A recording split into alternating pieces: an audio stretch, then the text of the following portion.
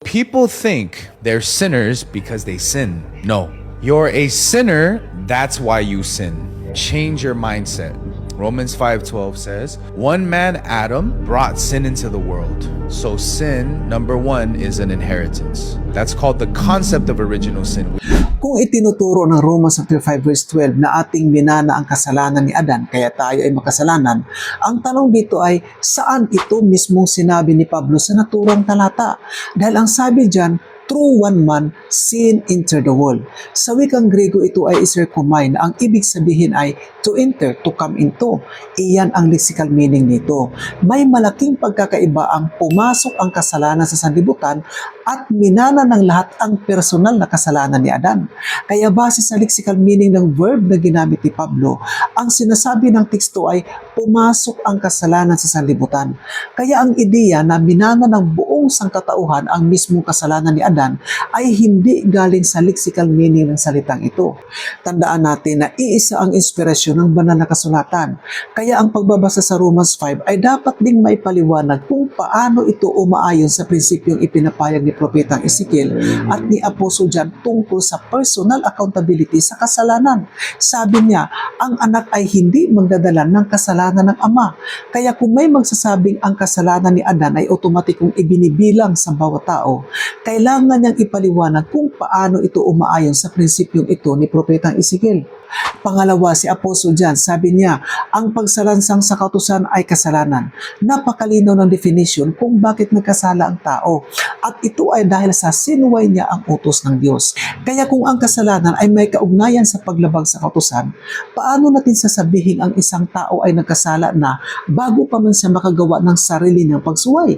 Pangatlo, si Apostol James, nang ipinaliwanag niya kung ano ang kasalanan, ang ginamit ng halimbawa ay ang paglabag sa kautusan ng Diyos. Hindi niya itinuturo ang inherited sin bilang batayan ng pananagutan, kundi ang aktwal na paglabag sa 10 utos ng Diyos. Dahil ang sabi niya, kung hindi ka pumapatay ngunit nangangalumya ka, lumabag ka pa rin sa kautusan. Ngayon, gamitin natin ang parehong prinsipyo. Maaring hindi ka sumamba sa mga rebulto, maaring hindi ka nangangalumya, ngunit kung ayaw mong sundin ang ika-4 na utos ng Diyos na nagsasabing ipangilim mo ang Sabat sa ika-7 araw o Saturday, ikaw ay mahatulang nagkasala. Kaya ang kasalanan ay bunga ng pagsuway sa utos ng Diyos. Ang kasalanan ay hindi namamana, ito'y pinipili. Hindi natin minana ang personal na legal guilt o kasalanan ni Adan. Ang minana natin ay ang fallen nature, ang likas na pagkahilig na lumabag sa Diyos. Ngunit ang pagkahilig na ito ay hindi pa ang mismong aktwal na pagsuway sa Diyos. Nagiging personal na kasalanan lamang ito kapag pinili nating suwayin ang kalooban ng Diyos.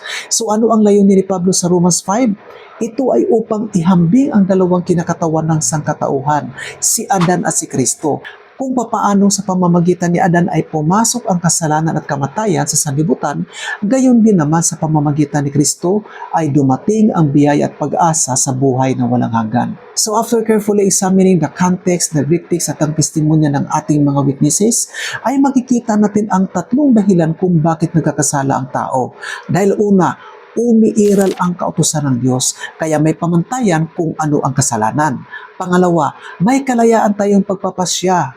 Tayo mismo ang pumipili kung susunod o lalabag sa kalooban ng Diyos. And number 3, ipinanganak tayo may fallen nature na humihila sa atin patungo sa pagsuway. Ngunit ang fallen nature na ito ay hindi pa mismo ang kasalanan. Nagiging personal na kasalanan lamang ito kapag pinili nating suwayin ang kalooban ng Diyos. Kaya kailangan nating lahat ang biyaya ni Jesucristo dahil ang kanyang biyaya ay hindi lamang nagpapatawad ng ating mga kasalanan, kundi binibigyan din niya tayo ng kapangyarihang talikuran ang pagsuway at mamuhay sa pagsunod sa kalooban ng Diyos.